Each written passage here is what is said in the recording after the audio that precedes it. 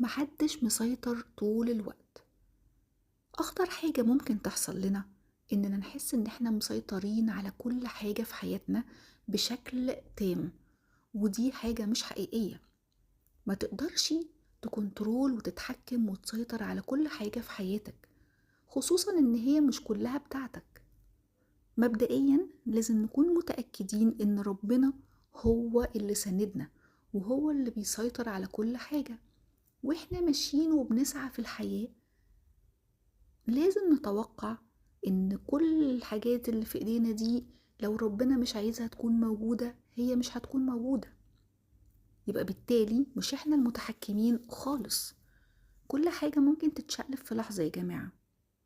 ففكرة إن أنت حاسس إن أنت اللي مسيطر، فلما أي حاجة تتهز حواليك دي هتوقعك وقعة كبيرة جدا نفسيا.